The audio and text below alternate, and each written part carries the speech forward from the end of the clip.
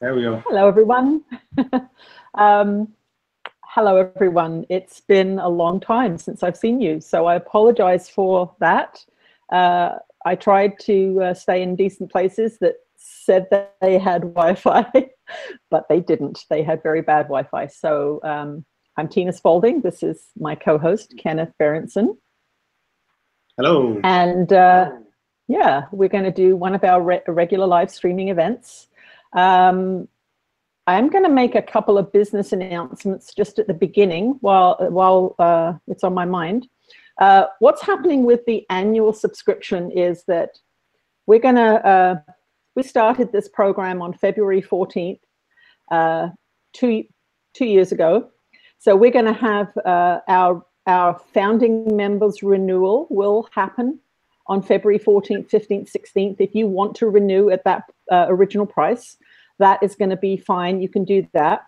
But after that period, the annual renewal option is going to get removed from the website. So if you've got an annual renewal and it's coming up in June or July or August, because you signed up at that time last year, if you want to continue on through to the end of the year, then you'll need to do a monthly membership after that.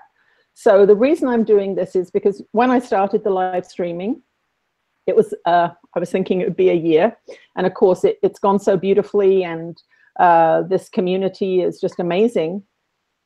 But at the end of this year, I'd like to have the option to either redesign the live events. I may continue on, I'm not sure, but as long as these annual renewals are happening, I never get the option to make that decision. So at the end of 2018, into the first month of 2019, that will be a 3-year anniversary of starting this. And then there'll be a discussion. Ken and I will discuss how we want to go ahead, if we want to keep doing the same thing, or if we want to change the format. So that's all that's happening. And just to clarify, those of you that have annual renewals that come up in March, April, May, you're going to not be able to renew annually. You'll have to do a monthly if you'd like to continue on joining us until the end of this year. So hopefully that's clear. I know some people were worried that their annual subscription was being cancelled. It's not. It's just not going to be renewed after March. Does that make sense, Ken? Yeah, can I just want to clarify a little bit. So this year, after February, the yearly will stop. So the people that have a yearly from then, if it runs out, let's say in March or something this year, or from then on, they will have to change to a monthly. Yep. And then, but the people that are signed up for in February this year will run until next year, February. A full 12 months, yeah. Just to kind of that's the general. Yeah. But for those of you that are concerned about this, we're going to do a session next Sunday, because I missed a channeling session because of the Wi-Fi issue, and we'll have a discounted annual membership there. So that's an opportunity for you to, if you're on a monthly and you want to join in for this coming year, that will be offered next week. So you can decide what you'd like to do, and if you want to sign in for a discounted price, that's going to happen next week. So we'll announce that price and give you the link and everything next week. So you've got some time to think about that. Yeah, so let's bring Jesus in first, and we'll see what he has to say about stuff. Cool. So I'll take a couple of breaths, and Jesus will come through, and he will let us know what he wants us to contemplate this week. I'll see you in a bit.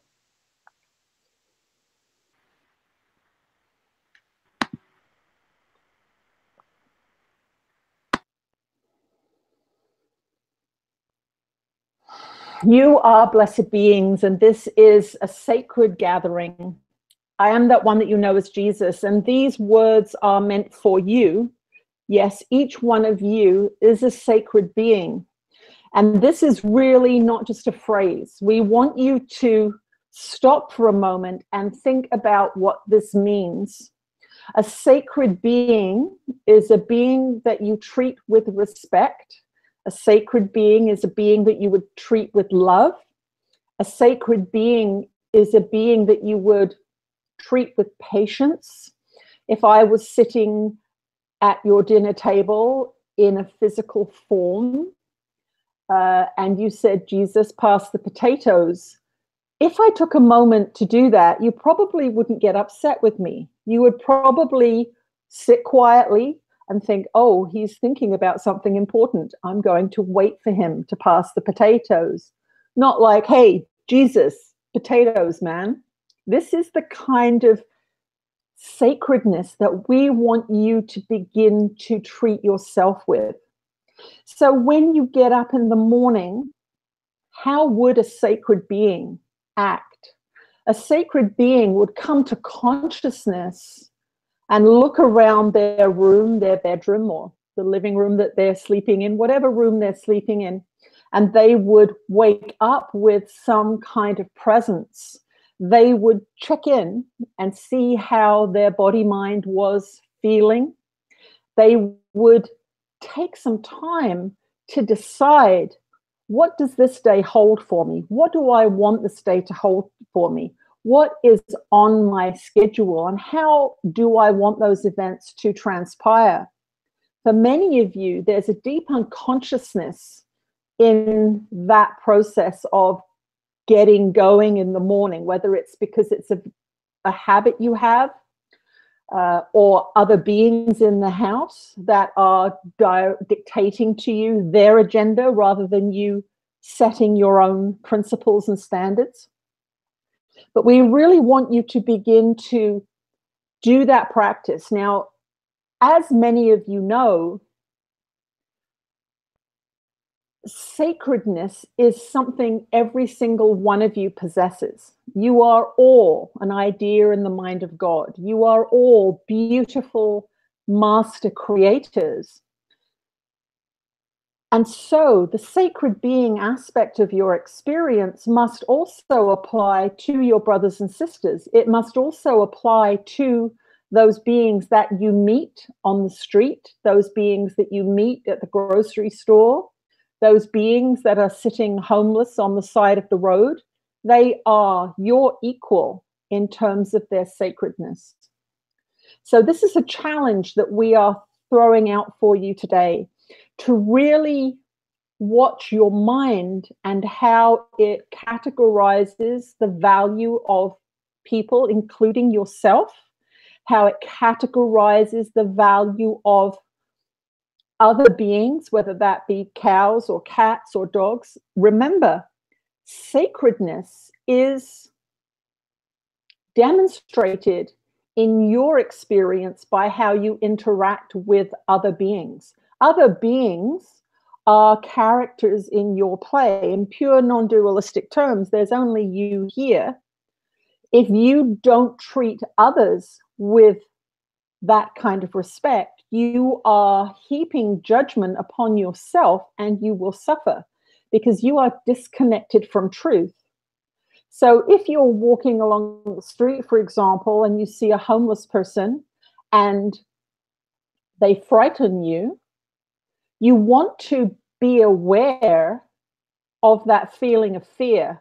What is it that has arisen in you? Remember, that feeling is not in them. That feeling of fear is in your mind and is being revealed to you through your body's reaction, not to the being on the street, but your thought about the being on the street. You've got to get this clear, and this takes a little time to realize that you aren't reacting to that person. You're reacting to your thoughts about that person.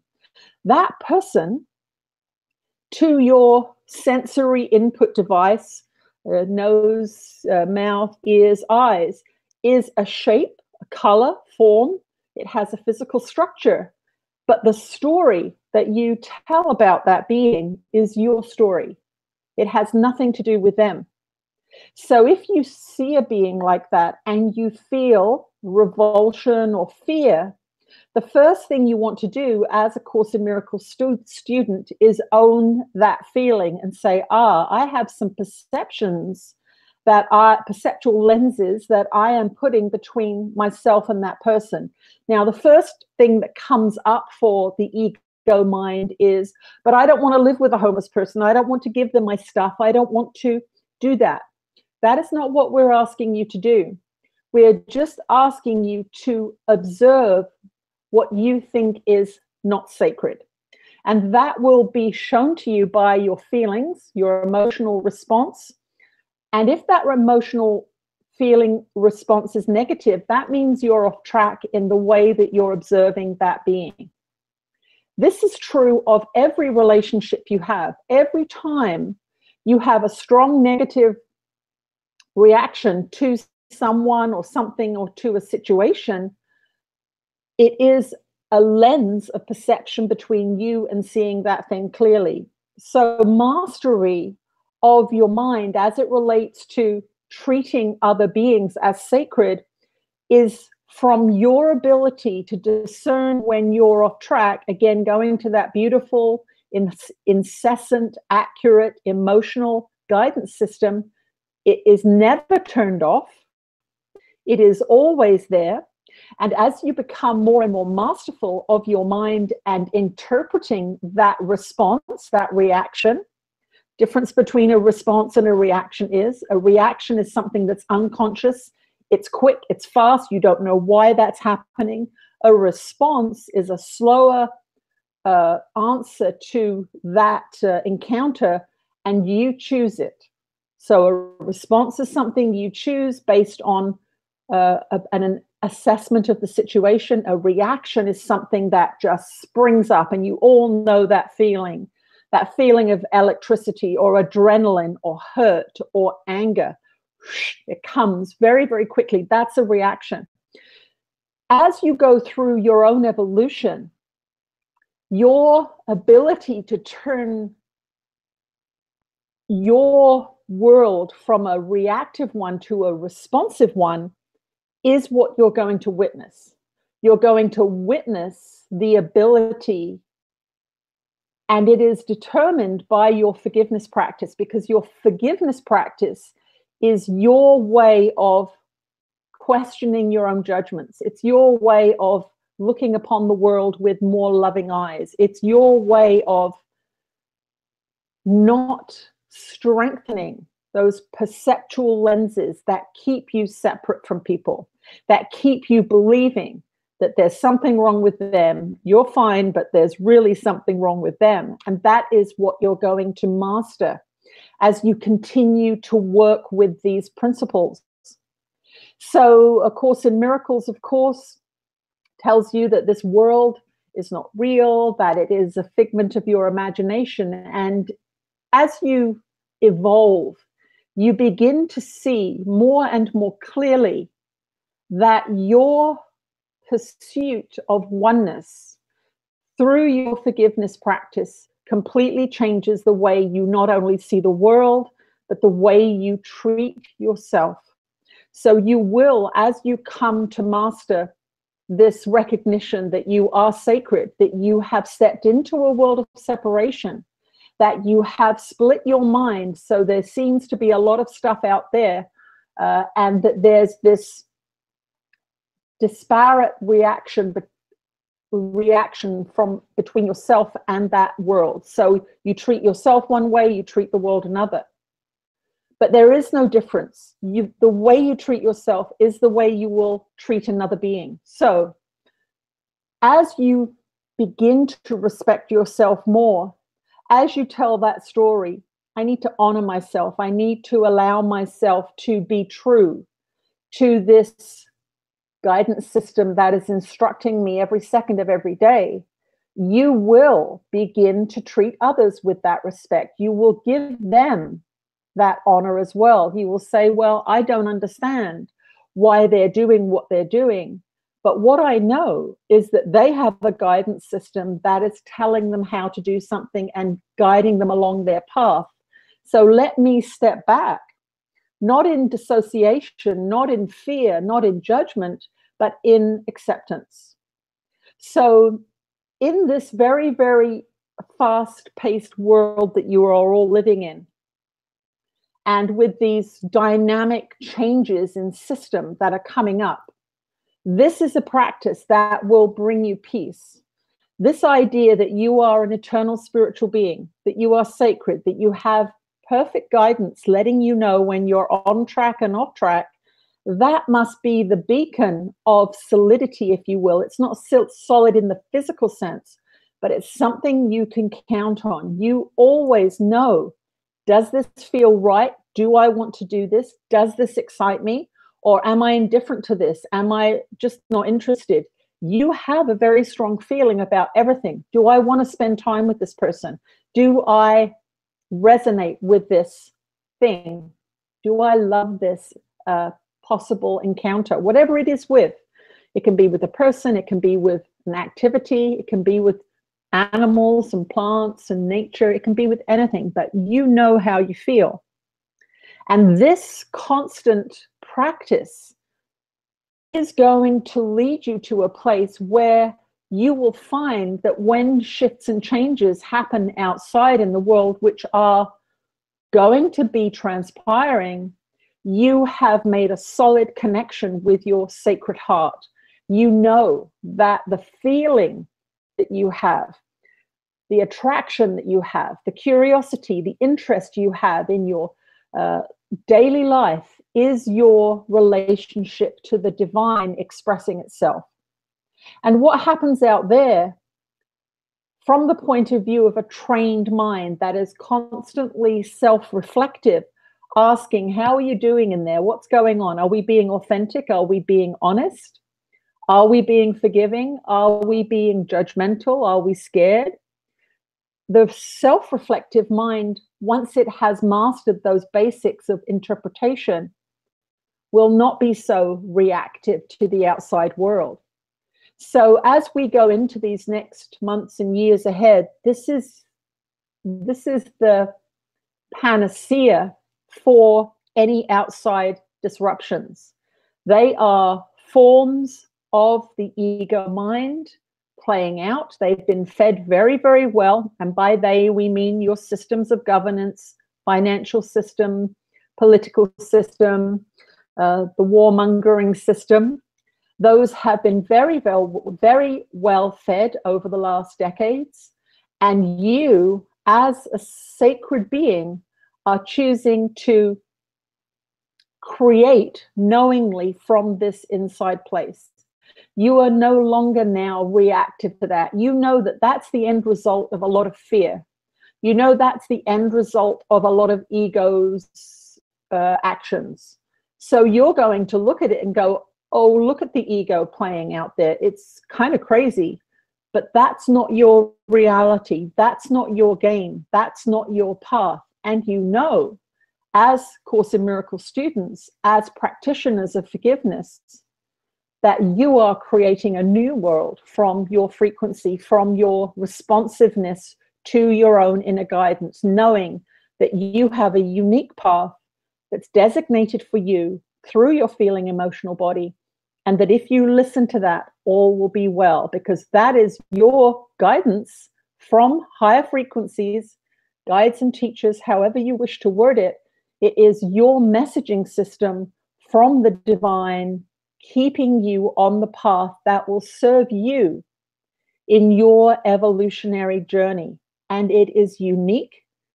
It is yours solely, and you will feel better and better the more authentic you are.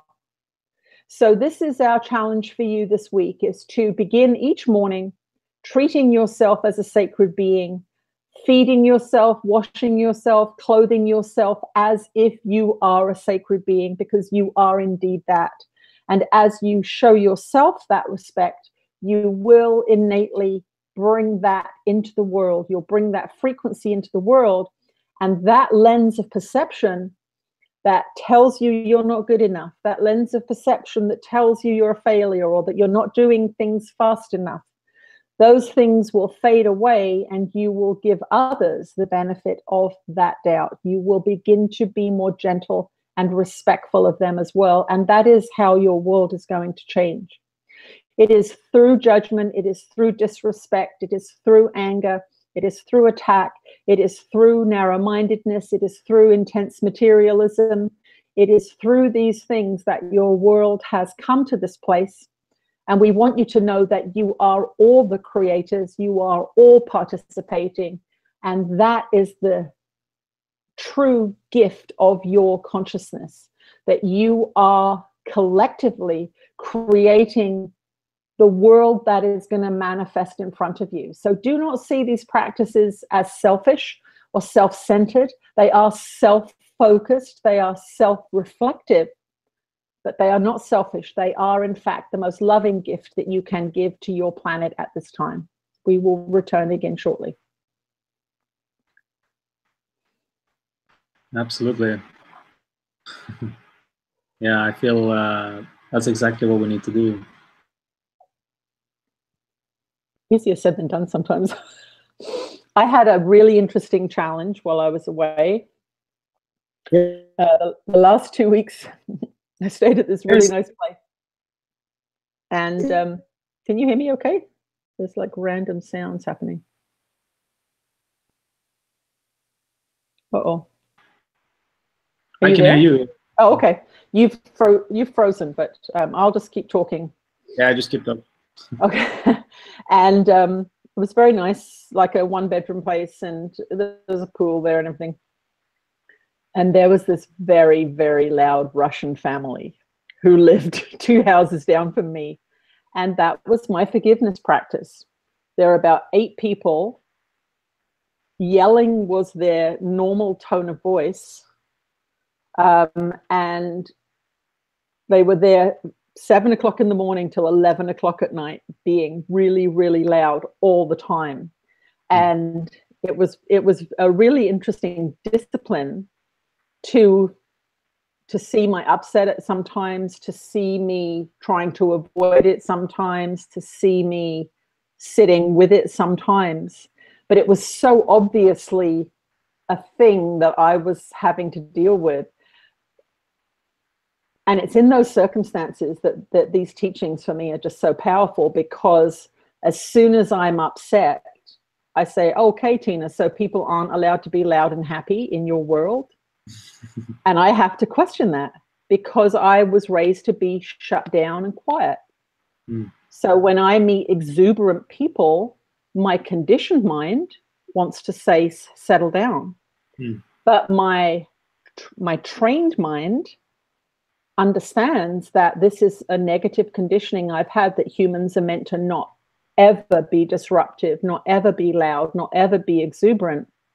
And so it was just a kind of an opportunity to reprogram that part of my mind. And I think this is the gift of difficult situations, is we feel negative, and then with these teachings, there's this opportunity to go, okay, I don't like how I feel. That's in me. What am I doing? What am I saying? What's the story? So I think that was just kind of my little 2-week experience of trying to treat those people as sacred beings. Yeah, I have a similar thing with the video that I just posted about this dog in Salt Spring.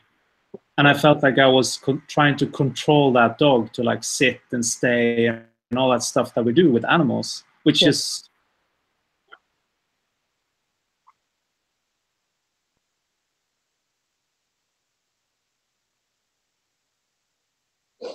I can't hear you.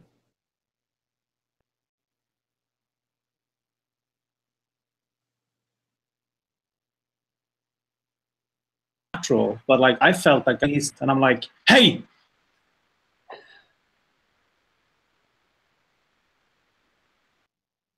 Hello. Yeah. If you're just breaking up, I couldn't hear that last thing you said there. So I don't know. It was yeah, never mind. It was just about the dog, the video that I made. Oh, about the controlling of animals. Yeah. It's kind of an interesting one, because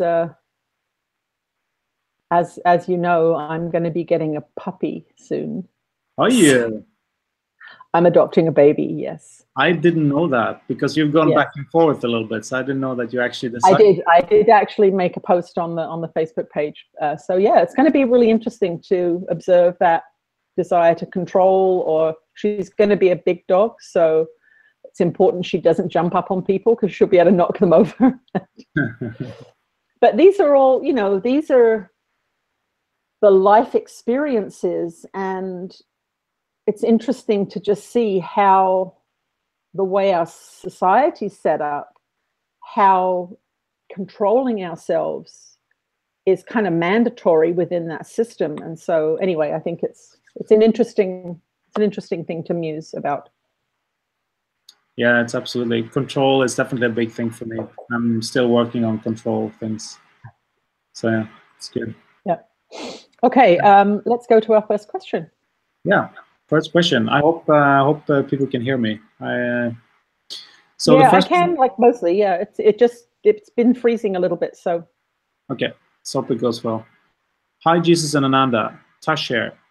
Soon there's going to be a new release for mobile technology across the world called 5G. Mm-hmm. I've heard that some farms in parts of Europe where they have done small test trials nearby, releasing it from the cell towers has caused all of the cows to go crazy, mooing incessantly.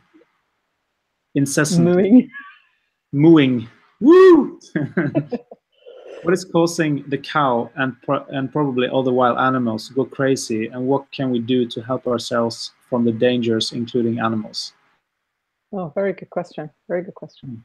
Okay, I'm going to bring Ananda through to answer that.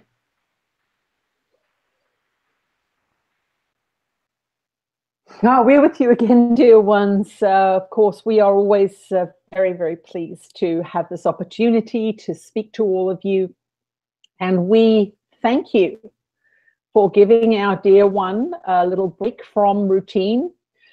She has been working well with audiobooks. We have been helping her with that. We have been prompting her to break into some new projects that there was a little resistance to breaking into. So even though she is not front and center in your world, in live streaming, trust us, this being is growing and expanding and practicing these most wonderful principles. And as she does, she feels expansion, she feels inspiration, and she feels better. Coming into a state of constant creativity, which is the best way for all of you to combat, we will say combat in inverted commas, because we really don't want you to fight the systems of your planet. This is where your materialistic and secular, non-spiritual education is not serving you, because you believe in the body. You believe in the body as the thing that you must protect. You believe in the body as the thing that is going to go wrong. You believe in the body very, very profoundly because you are taught to value the body above all. So all of your commercials about beauty, about dressing attractively, all of your medical shows, all of your murder shows, these are all body-focused information systems that are constantly prompting you to value the body. When you're in that frequency, what is that frequency? Well, the body is a low frequency. It is a frequency of vibration that is very slow. That is why your bodies appear to be solid, because you are manifesting a physical form from thoughts, beliefs, ideas that are very low in frequency, slow in frequency. So a waveform is, if it's very slow, it's down here like this. If it's very high, it's fast like this. So slow waveforms, low waveforms create solid objects. High frequency waveforms are the invisible, if you will. They are the stuff of miracles. Now, because of your training in your society, you come to these messages, you come to these teachings with decade upon decade of belief, decade upon decade of experience, decade upon decade of forbidden activities, decade upon decade of limiting ideas being trained into you. So when we tell you not to worry about the body, it is impossible. You cannot do it given the training that you've had. And this is one of those those times when the timeline that we're working on in reconditioning the mind, the timeline that we're working on in terms of asking you to retrain yourself, the timeline that we're working with in asking you to work through your forgiveness practice, work through your control issues, work through your fears, work through your addictions, work through your anxieties, on and on and on. This can seem incredibly long to the ego mind because the ego has been fed and fed and fed. What is the ego? It's every fearful idea, every unloving thought, every separation belief that you hold to be true. And one of the most powerful beliefs that you hold to be true is that your body is two things: that it is your greatest asset and that it is your greatest liability. These two beliefs are running around in your mind because of your training. Now, if you imagine that the thing you worship and the thing you fear are the same thing, how confusing this is in terms of creating emotions, creating feelings. You have been told that the body is the most important thing in your world, and you have been told that it's going to die. You've been told it's important to keep it beautiful, but that it's going to grow old and fall apart. You've been told that it will bring you everything you want and that it is your greatest liability. So you have these messages in your body-mind system, and as you are going through your evolution, these ideas and beliefs are going to come up. And this is what's coming up in this feeling of fear about transmission frequencies. So now most of you are sitting in front of a computer for this. You are having frequencies transmitted to, through, in and out of you right now. You live in buildings that have electrical wires running through the walls. Those are emitting frequencies and electromagnetic fields. You have electric blankets on your beds. You have cars. You have cell phones. You have many things that are emitting frequencies. But you've been conditioned into accepting those. You don't really see them as a threat, and so you don't get upset about them. This next level of frequency emission is being revealed as just a greater amplification of what's already going on in your world. Why do you think we keep telling you to get out in nature? Why do you think we tell you to put your phones down, turn them off? Why do you think we tell you to get into your creativity? Because each one of those activities tunes you up to a higher frequency, gets you to step away from these electromagnetic fields. But as a teaching, we cannot increase your fear. That does not serve us. It does not increase your frequency.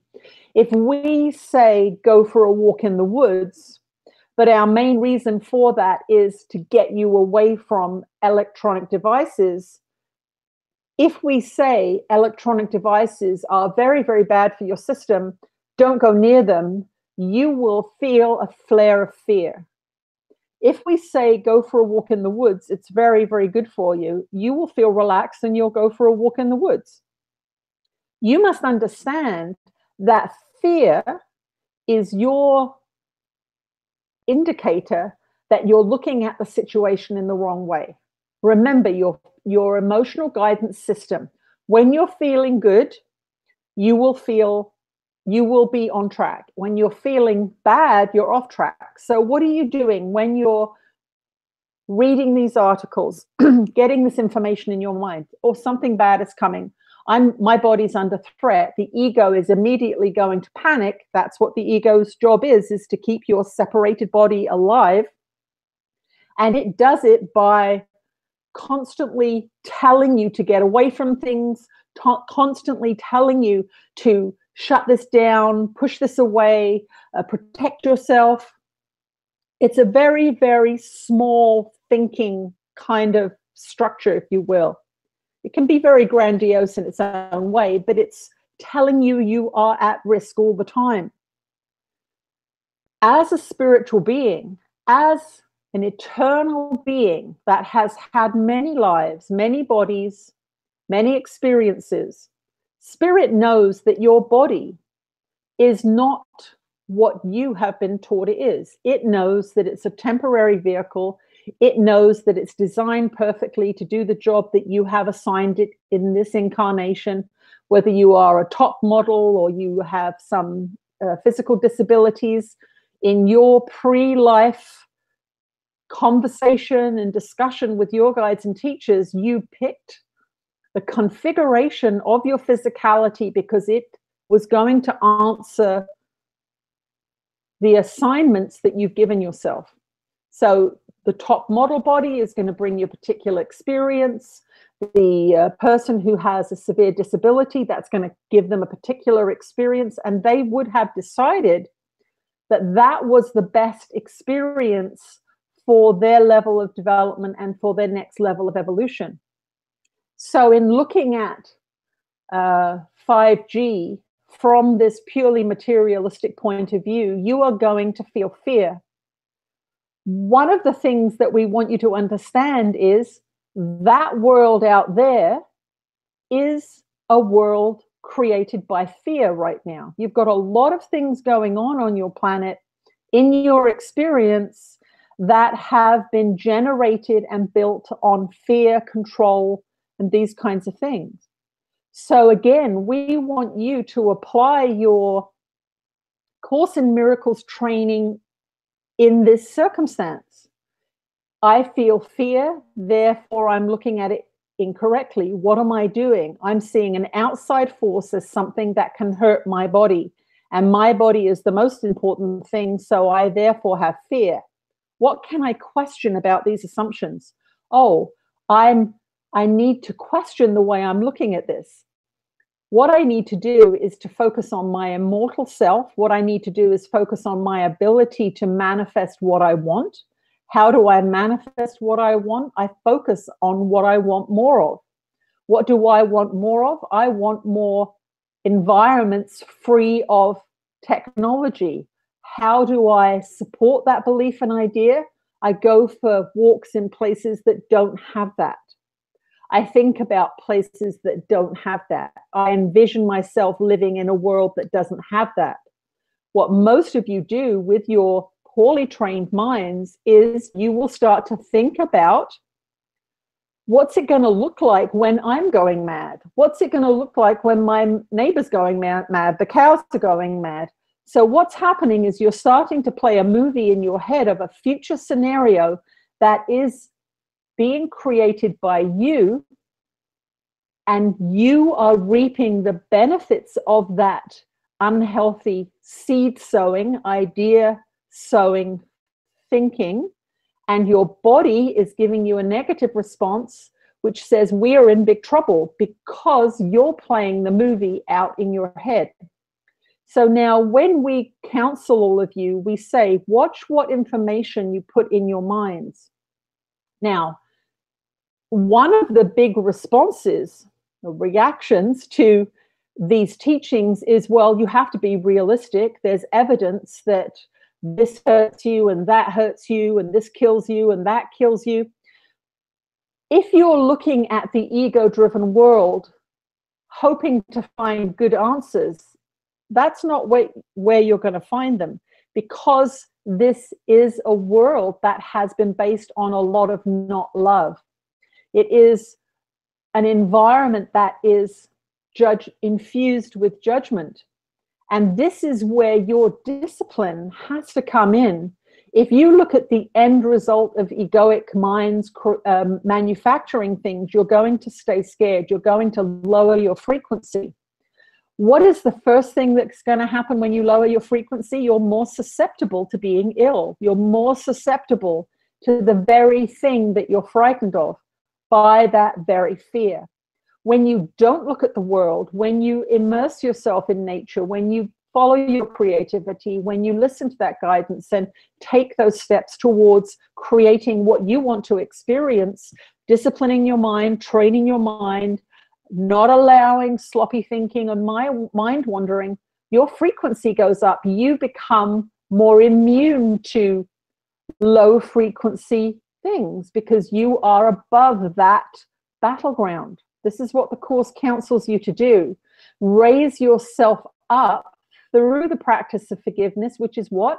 Stepping back from judgment, going, there's something going on with technology. I choose not to participate in it. I choose to focus my mind on the things I want more of. And of course, the linear, logistic, secular mind, the scientifically trained, materialistic mind, because most of your science is not spiritual, it's materialistic, is going to scare you. So you have to understand that it's your mind training that allows that information in and allows it to scare you, because it is in projecting into the future negative scenarios that you bring anxiety on. So you want to feel that anxiety, and you want to question, how am I looking at this situation? Oh, I'm saying I'm a body. I'm saying I'm powerless. I'm saying that I'm going to go crazy. I'm saying all these things. What am I feeling? Really bad? That means I'm looking at it the wrong way. So that's really what you want to bring to that particular scenario. Now, the linear part of you, the materialistic part of you will say, that's not the answer I want. I want to know what this is. I want to know how to stop it. We've just told you how to stop it. You raise yourself up above the battleground. You use your creative powers to focus on what you want. You monitor your feelings and say, I feel really bad when I look at it this way. Why am I even looking at it? Why am I dwelling on this? This is not what I want more of. Oh, okay, that's why I've got this awful feeling in my heart, because I shouldn't be looking at this. Now, for each of you, your guidance system is going to, after you've clarified your mind with the lessons of A Course in Miracles, your guidance system is going to give you very, very specific information about the world, about how to live, where to live, what to eat, many, many things like this that are quite subtle at times. If you're in a state of negative agitation because of your focus, you must remember you are the one who chooses. You have free will. Spirit will not step in when you're playing out that negative future movie. That is you using your free will to create the future that you want. You will say you don't want it, then why are you focusing on it? Why are you immersed in it? Why are you repeating it over and over again? You must understand the laws of creation. Whatever you focus on, whether you want it or not, you are going to get more of. And how do you know what to focus on? Your feelings. You know how to focus your feelings. I feel good when I do this. This makes me happy. I feel tired when I do this. I don't like it. These are the ways that you can solve this problem. We will tell you there are billions and billions of people who have no anxiety about 5G because they didn't read that article. And their frequency is going to be higher than yours because you have read that article and because now your mind has run away with that fearful story. So ignorance is bliss in a way, but what we want you to understand is that you are not just putting your head in the sand, which people will accuse you of if they understand this practice. You are training your mind, disciplining yourself, interpreting your guidance system so that you are planting the seeds of a crop that you do want to harvest in the future. You are not planting poisonous seeds of a crop that you do not wish to harvest in the future. But if you plant poisonous seeds, you will get that crop. So for the being that wrote the question, we want you to focus on feeling good, honoring yourself as a sacred, timeless being that is temporarily housed in the physical body, that functions best when you are vibrating at the frequency of love. So tune yourself into what you love, tune your thoughts into loving thoughts, and that is the way that you protect yourself from the fruits of that poisonous harvest. We will speak to you again shortly.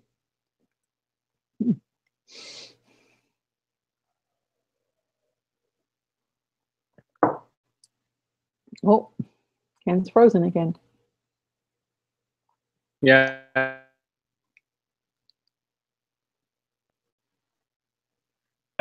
That was like how Rick from 5. Can you hear me?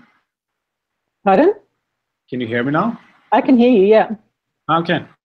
Did you hear me? Yeah, you just froze a bit when I said it, so I thought you didn't hear me again. Okay, no. So, but you could hear the transmission. Yeah, that was fine. Okay, that's the most important. Okay. Absolutely. Yeah, absolutely. I agree. Yeah, it's funny. Yeah, I find myself both loving technology and loving nature as well. I'm doing what I'm doing. Mm. Yeah. Again, when I was away, I really had to own the fact that I've been spending too much time on my computer because the Wi-Fi was really bad. I got to witness some of my habits, and I've really made a pact with myself to use this technology less because, you know, as you know, when it's with your work,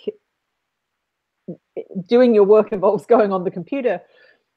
But there's also other uses of it that I've kind of let get a little bit out of hand. And this month away, where I had so much time in nature, so much time outside, I could really witness where I was uncomfortable because I couldn't get my fix on this little laptop. So I'm going to be honest about it, and I think it's just it is a matter of choosing.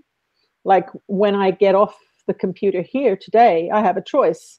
I can just cruise on into some other program on here, or I can shut it down and go for a walk. And that's my free will. I have to make that decision. And to me, that opening conversation that Jesus had with us is that.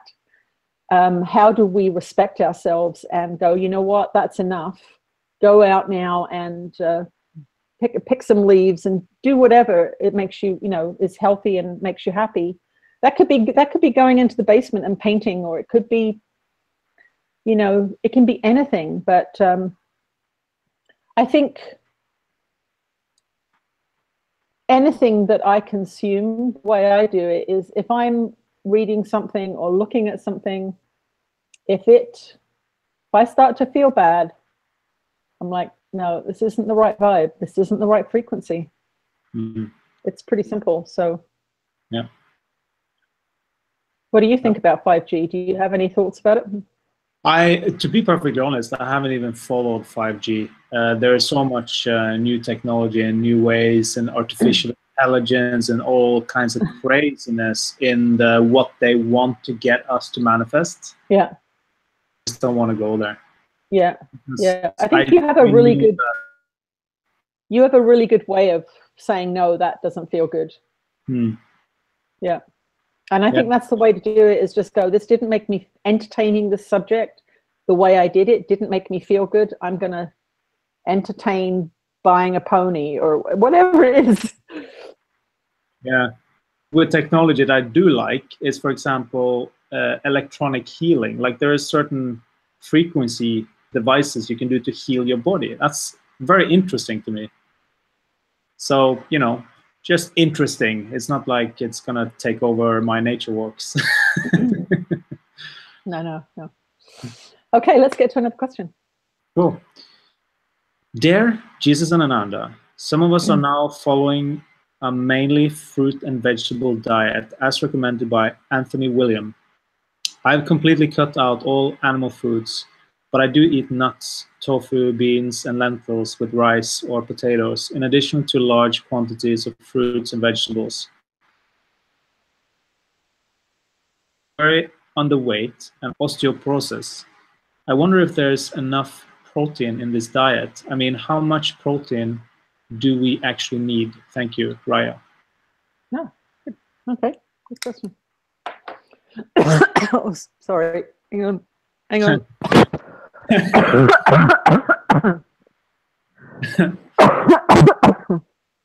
Bless you. Oh. Bless you. There being. We'll see what Jesus has to say. Yeah.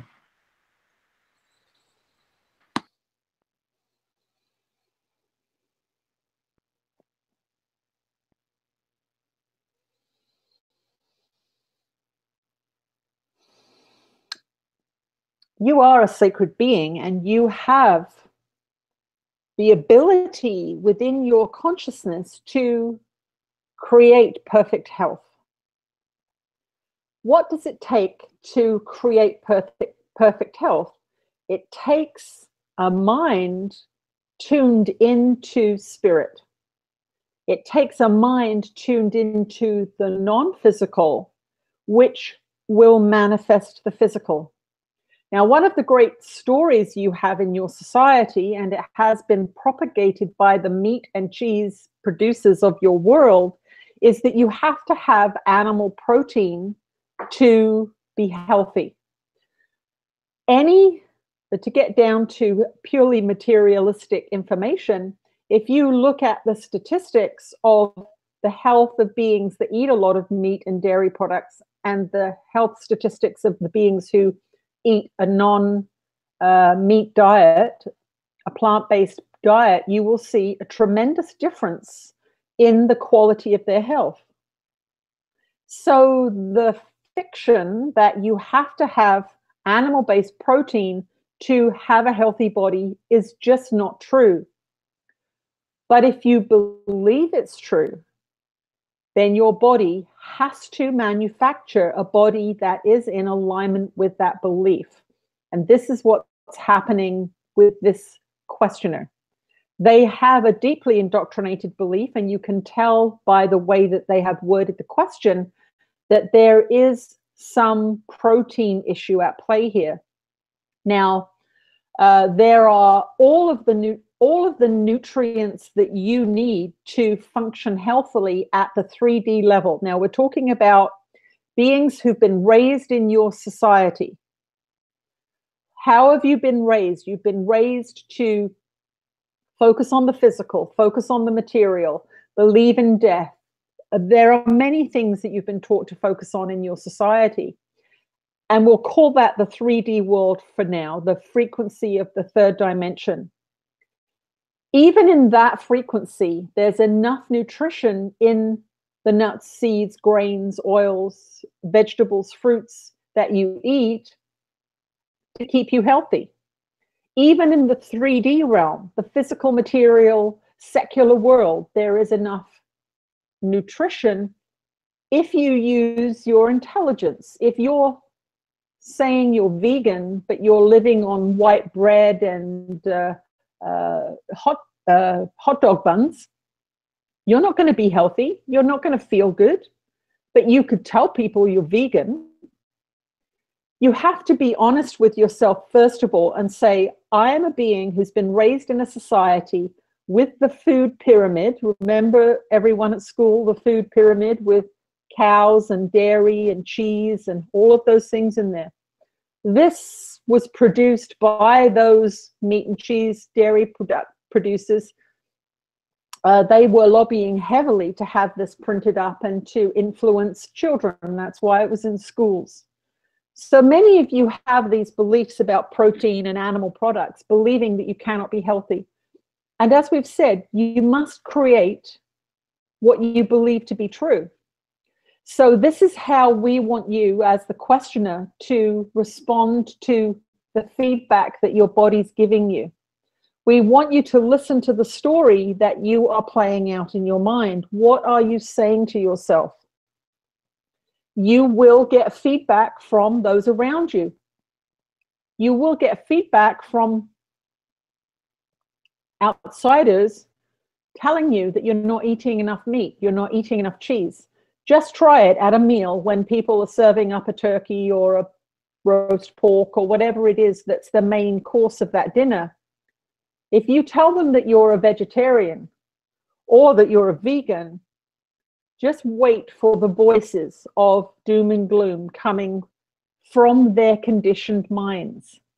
Everything you do is based on the belief, not just the questioner. Everything that each of you do is based on the beliefs that you hold. Behavior comes from belief. None of you are doing anything that you don't inherently believe is going to bring you some benefit of some kind. So with the laws of creation and how they function, if you believe that not eating enough meat or cheese or dairy is going to make your bones weak or not give you enough strength to grow a healthy body, that is what you will get. You will get the evidence of your beliefs and you will say, see, this is true. Well, it is true for you because you are the creator of your experience, and your experience is generated by what you believe to be true. It's just that simple. So we want the questioner to begin to tell a new story, which is that I can create we will say a more heavier body, a more robust body from all of these plant-based ingredients. That will be your mantra for a little while. You can say it 100 times a day. Everything I eat is creating a strong and robust body. Every time you put a piece of fruit in your mouth or an almond or a green shake, you will say to yourself, this food is producing a strong and robust body. Thank you in advance. And that retuning of your belief system will begin to change your body. The same thing goes for those of you that are hooked on, we'll say, industrially raised meats. There are many of you, even though we have counseled you to make these changes that are deeply attached to the way you eat, and that is fine. We do not judge you.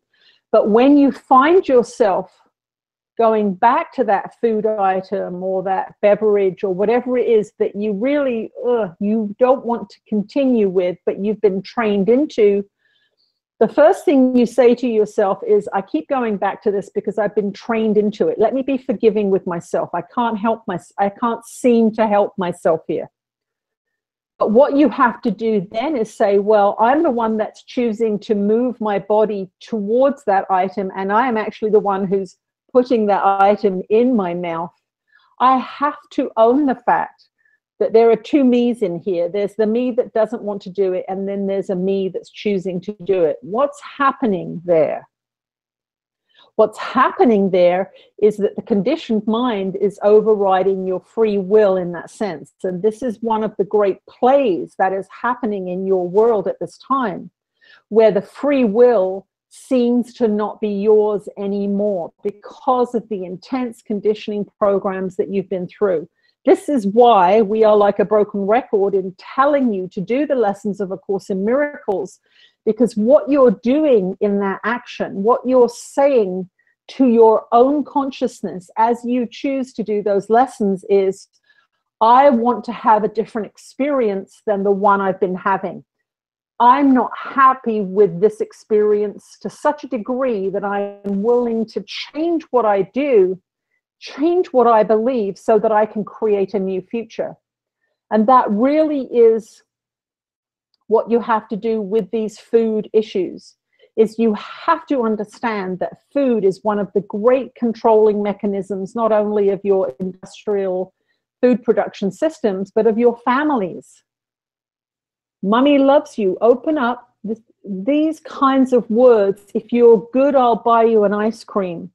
These kinds of phrases are highly manipulative and highly controlling, and they create great conflict within the mind, because food is one of your basic, in the 3D ego materialistic world, food is one of those basic survival mechanisms. And so it is one of the places where a lot of effort has been put into training you, because it keeps you low frequency if you have these untrue ideas about food. Now, we will tell you that there are other sources of nutrition, other sources of energy that are not food.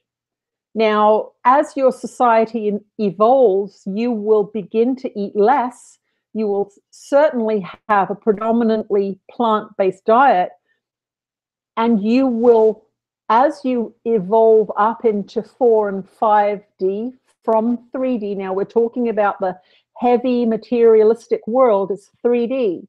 As you focus more and more on love, more and more on forgiveness practice, you're stepping out of that heavy, dense world into a higher frequency world. And in that world, you don't need the same intake of nutrition that you do in that lower 3D world. So this is where this society is heading towards, a higher frequency. And this is part of your consciousness evolution. Learning that what you've been taught about the body and about food and about mind and about love and about judgment, all of these things, you're relearning how to function in a more high frequency way. The main element of all of this is the conditioned mind, removing the conditioned mind, getting back into connection with spirit, and in that connection with love and connection with your inner guidance, connection to creativity, connection to authenticity and self-expression, your body will thrive. So try not to come to this body weight issue or this feeling underweight issue from a materialistic point of view. Come at it from the mind point of view and start to tell your body, I would like to be more robust. I would like to be stronger. That is my command to you. That is my instruction to you. And every piece of food I put in my mouth, I'm going to reinforce that so that we can come to an agreement. Because your body does nothing in and of itself. It only does what your beliefs you're aware of and beliefs you're unaware of, it only does what your beliefs tell it to do. So this is the solution to the problem. Your body must be getting told somehow, some way, to not grow a robust, strong, muscular structure. Something in your belief system is telling you that that is not possible. So that's where you want to start focusing your attention, telling your body, okay, we need to gain 20 pounds here. I want it to be a healthy 20 pounds. And I'm going to keep reminding you, dear body of mine, that that is what I want, because I am your creator. And now I'm stepping into my big creator shoes, and I'm taking command of this. So that's how you'll solve that problem. So in short, you don't need animal protein. If you choose to eat animal protein that's raised in a humane and healthy way once in a while, you can, but you don't need to. Most of you will end up choosing eventually to step away from meat, but many of you have to go through a process of halving quantity, doubling quality, reducing frequency, and eventually stepping away from that paradigm. It is okay for it to take a few years. It is okay for you to have questions and confusions, because trust us, you've had a lot of messages about food, a lot of messages about the body, 1,000 different ways of eating that you've been told are the best. And the mind is full of that information. And as you evolve, as you do these practices, as you focus on your guidance system, anything that's out of accord with truth is going to come up as some negative emotion. And how you interpret that is the point that we really want to get across here. You are the creator of your body. You are the master of your body. But it's coming from all of your beliefs. So you want to go on an investigatory journey into your beliefs about food, about protein, about the body, about strength, about health. You don't have to do it all in one go, but use the feedback system of your body to tell you.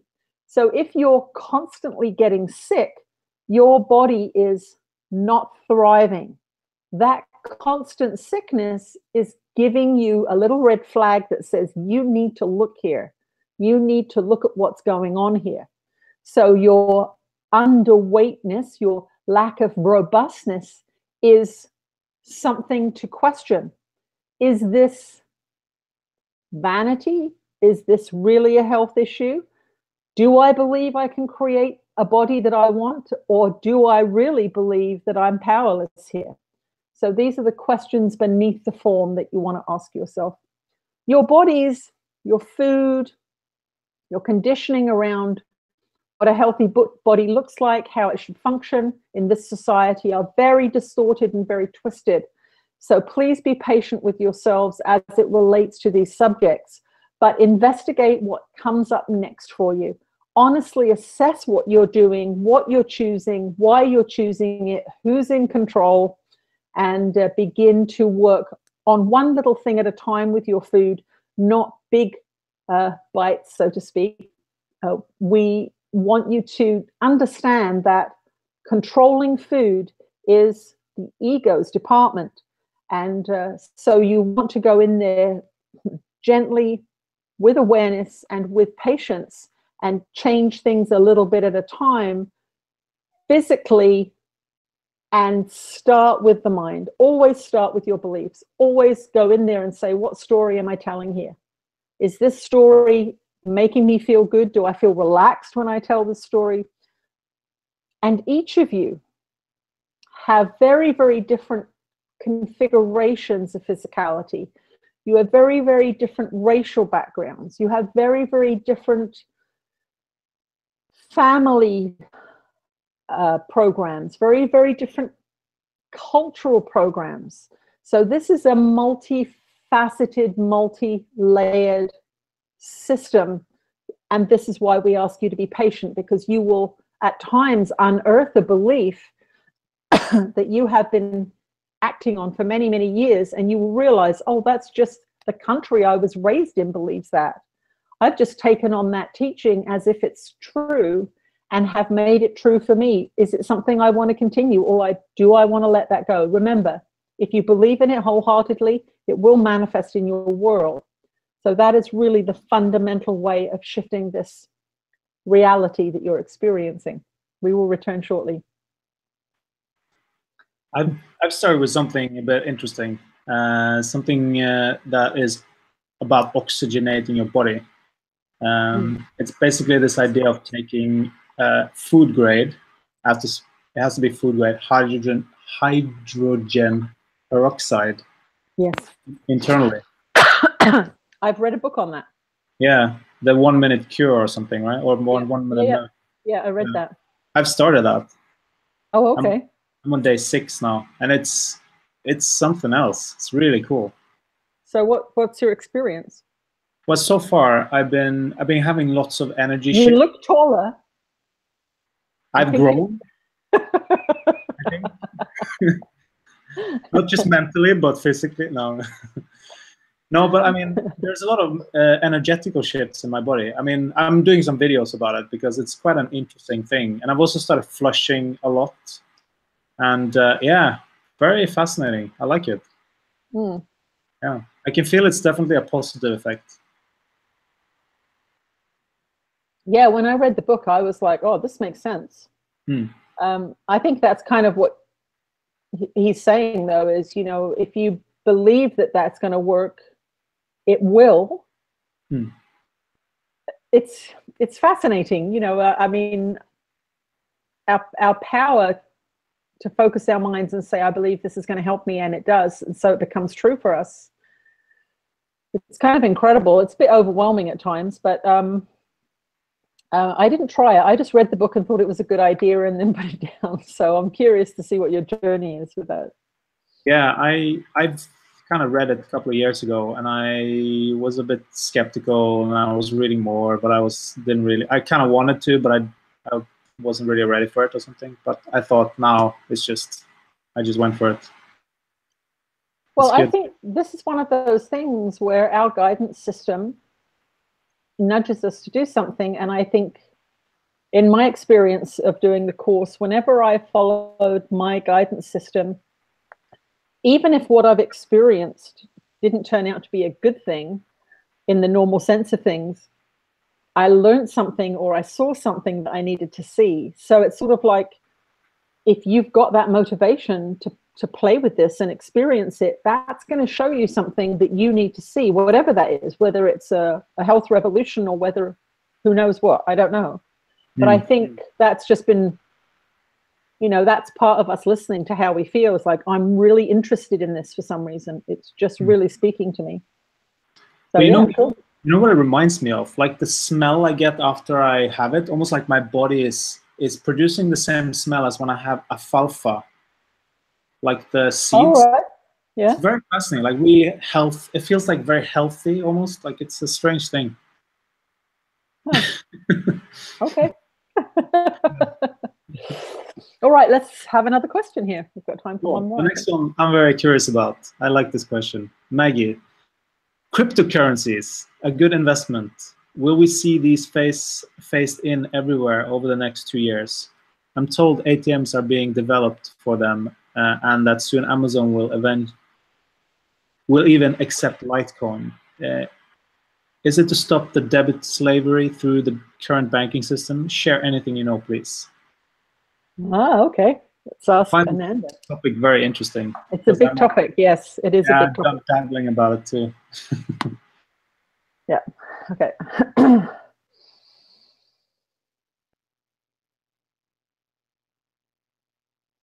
We're with you again, dear ones. Your culture is your collective creation. It's a co-creation. And as the frequency of your planet goes up and as the frequency of your society adjusts itself, you are going to see developments that are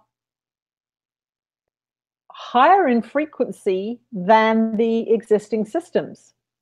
Now, psychologically, those of you in this world believe that this system of cryptocurrency is a new thing. Well, it is. It's a new form of exchange. It's a new form of a symbolic representation of energy. That's what it is. It symbolizes an exchange of energy between beings who agree that they're all going to join in the same system and that they're all going to agree on the rules of that system. Now, the previous financial structure that most of you are still using is essentially the same. You all agree that these little pieces of paper with numbers and faces on them mean something. They actually inherently have no value. They are symbols of value. What happens in the new system, of course, for those of you that are involved in it, is that there is no one central bank, so to speak, that is in charge of the amount and the distribution of these things, these symbols. In the old system, you do have a highly motivated and powerful centralized system that has a particular agenda regarding wealth. They want it and they want you to give it to them. This new system is about creating an equal playing field where everyone has equal access. There is no one in charge who is trying to keep it all for themselves and control it. It was designed specifically to alleviate some of the downsides of the system that has evolved in your current financial world. We will tell you your current financial system is deeply corrupted. And this is what has inspired the creation of a new system. What does inspired mean? Inspired means you're in spirit. The beings that have developed this system initially were guided by spirit to create a system that could not be tampered with as easily. Now, The beings in the current economic system are not stupid, and they see the writing on the wall and say, so they are doing their best to infiltrate the system. But the system was designed very, very well. However, there are multiples of these currencies being created because it's not centralized, because it's not controlled by one particular group of people. It is generating a multiplicity of currency systems. So when you look at this new system, the first thing we want you to understand is that it's no different than the old system in the sense that it is your investment, literally and figuratively, in the system that is going to make it work or not.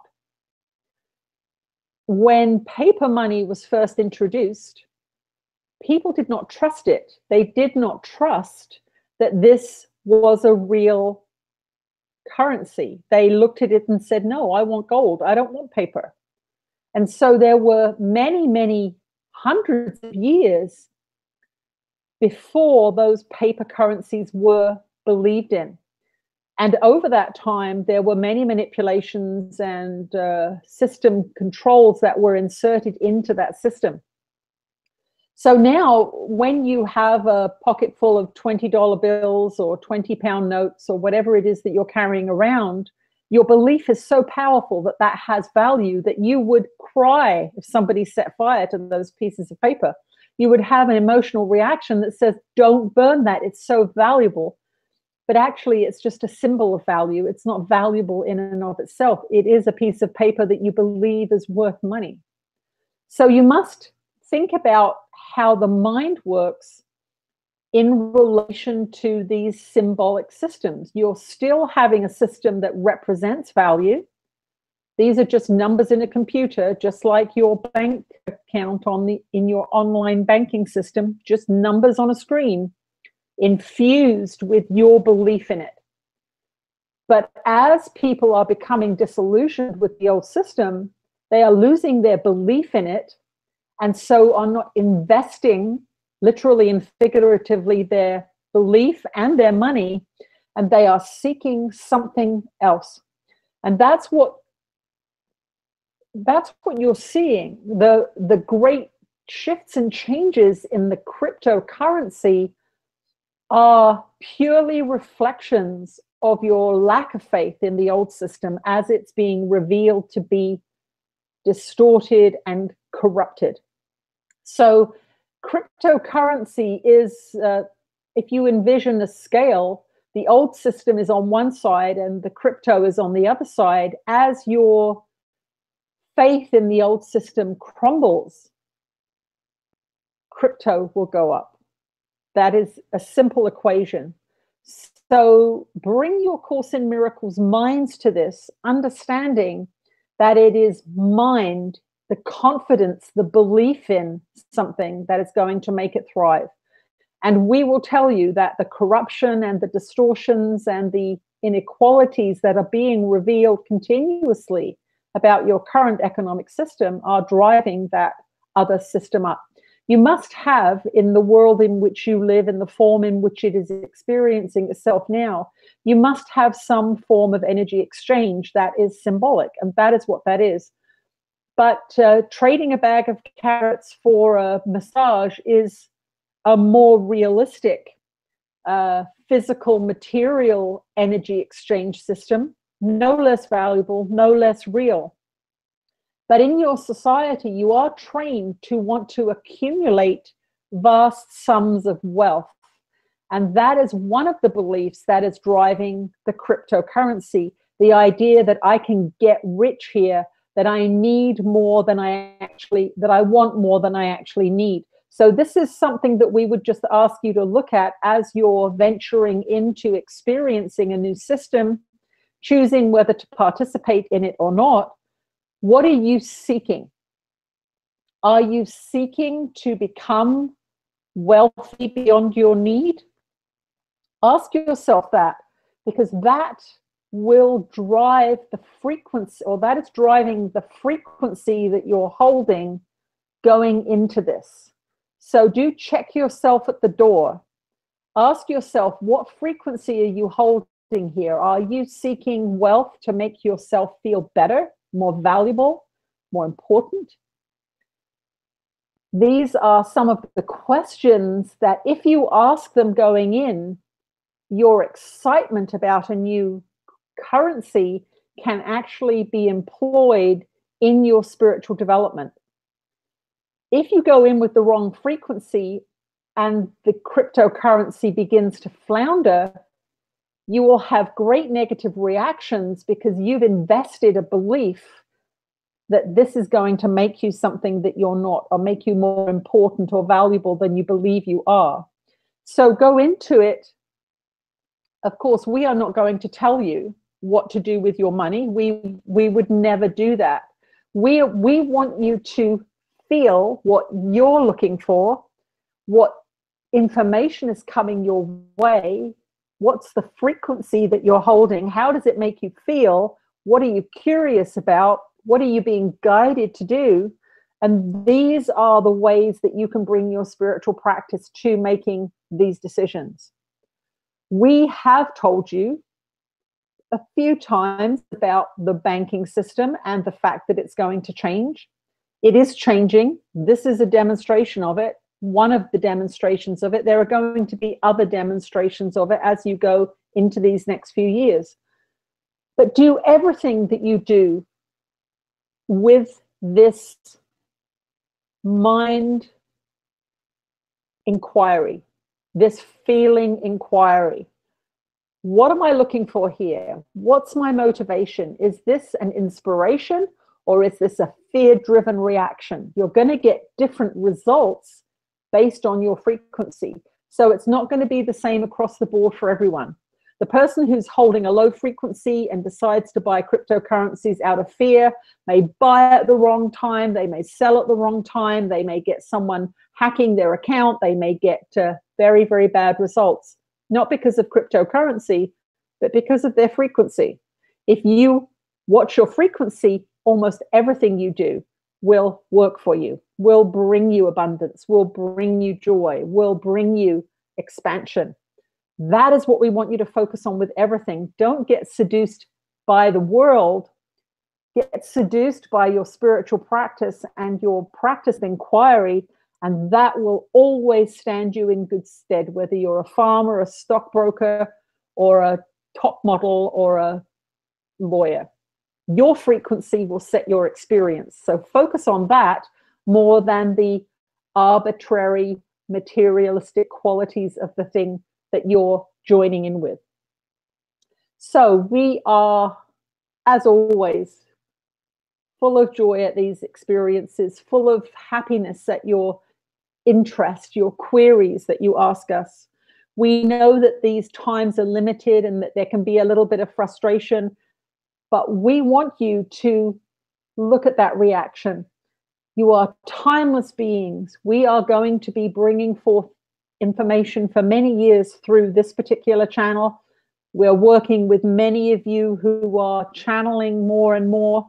This is a never-ending revolution. You are on the stairway to heaven. You are expanding and growing, and your questions will change, your feelings will shift and morph, your beliefs will expand and grow, and some you will let go, new ones will arise. We want you to be incredibly patient, knowing that you have all the time in the world to learn how to be free, to learn how to be self-determining beings, to learn how to create that which you want to experience. Don't beat yourselves up if you start to feel bad. Understand that that is natural. When you are asking for your mind to be healed, we have to bring to you opportunities for you to see where you are out of accord with truth. And that means that occasionally you're going to feel bad. Don't feel bad because you feel bad.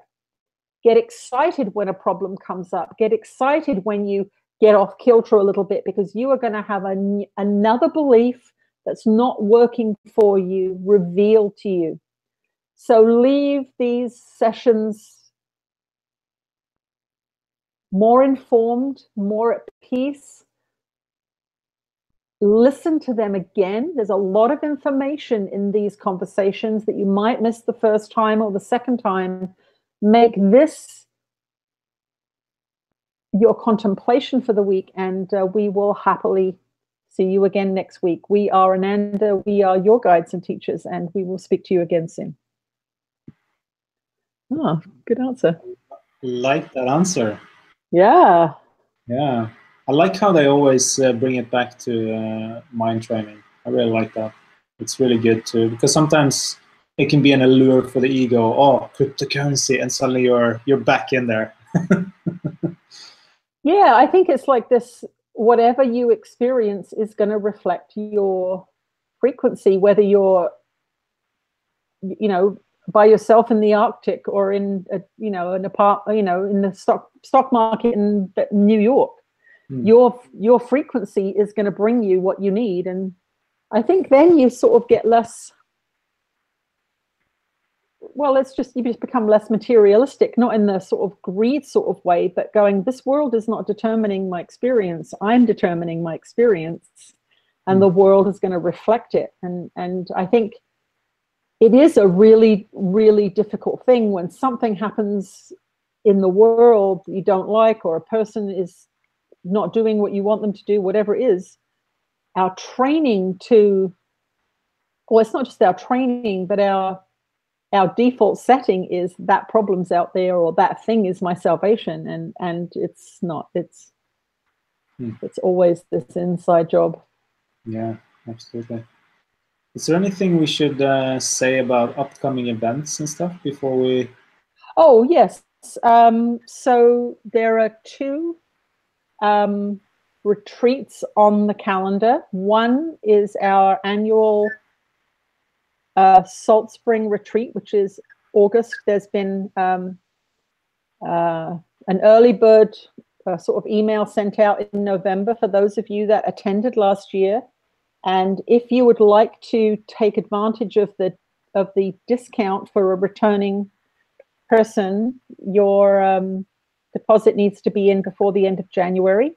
So that there's, I think I was 12 or 14 emails I sent out with that information for people. So if you do want to take advantage of that, you need to get back to me before the end of January. And we're going to send out another email to everybody in the live streaming group, because the first email we sent out just to people who came before. The next email is going out very shortly to all people in this group, and then we'll send a general one to all the people on the email list. So you're getting, preferential treatment depending on how long you've been with us. And then a new event has been decided upon while I was away, which is from the 7th to the 11th of May in Crete. I met a lovely couple who've just bought a retreat center on the island of Crete. And we're going to be one of their first experiences with the group. And so I'll be sending out an email with that basic information. And I did put a little teaser on the Facebook page, but I'll be sending, there'll be 2, the details of 2 retreats coming out this week. So don't panic yet. There's no need to rush and think, oh shit. Just the information's coming to you, and as premium subscribers, you get the first email. So that's our way of thanking you for supporting us in this way. Don't panic; it's organic. Don't panic. And thanks again for your patience in not crucifying me for my lack of Wi-Fi contact. So we'll see you next Sunday. We're going to do a little makeup session, and am I gonna wear makeup? Pardon? Am I gonna wear makeup? You have to wear. Shit. That's right. And hopefully the whole annual subscription thing is clear.